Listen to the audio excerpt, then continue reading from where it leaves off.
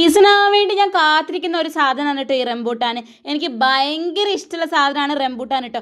എപ്പോൾ റംബൂട്ടാൻ കഴിച്ചാലും ഇതിൻ്റെ എല്ലാ കുരുവും ഞാൻ കുഴിച്ചിടും, പക്ഷേ ഇതുവരെ ഒന്നും മുളച്ചിട്ടില്ല. പക്ഷേ എൻ്റെ വീട്ടിലാകുമ്പം അവിടെ ഒരു തൈയൊക്കെ മുളച്ചിട്ടുണ്ടായിരുന്നു. ഒന്നല്ല, ഒരധികം തൈ മുളച്ചിട്ട് കുഴിച്ചിട്ടിട്ട് ആകെ ഒരു തൈ ഇപ്പം നന്നായിട്ട് വന്നിട്ടുള്ളൂ കേട്ടോ. അപ്പോൾ അതാ സീസൺ ആയി കഴിഞ്ഞാൽ പിന്നെ ഏട്ടൻ സീസൺ ഫ്രൂട്ട്സ് ഒക്കെ വാങ്ങും. ഏട്ടനൊരു ഫ്രൂട്ട്സ് ഭ്രാന്തനാണെന്ന് എല്ലാ വീഡിയോയിലും ഞാൻ പറയാറുണ്ട് കേട്ടോ.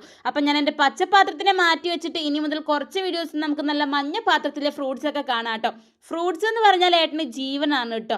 അങ്ങനെ ഇപ്രാവശ്യം നമുക്ക് നല്ല അടിപൊളി റംബൂട്ടാൻ കിട്ടിയിട്ടുണ്ട്. ഇതിൻ്റെ മധുരത്തിനെ പറ്റി പറയുകയാണെങ്കിൽ ഗൈസ് എനിക്ക് ഇപ്പോഴും നാവിൽ വെള്ളം വരുന്നു കേട്ടോ. അതിൽ കുറച്ച് റംബൂട്ടാൻ ഞാൻ ഇങ്ങോട്ട് എടുത്തിട്ട് കുറച്ച് മുളകും കുറച്ച് ഉപ്പും കൂടി ഇട്ടിട്ട് നന്നായിട്ട് ഇങ്ങോട്ട് മിക്സ് ചെയ്ത് കഴിച്ചിട്ടുണ്ട്. റംബൂട്ടാൻ നിങ്ങൾ ഇങ്ങനെ കഴിച്ചിട്ടുണ്ടോ?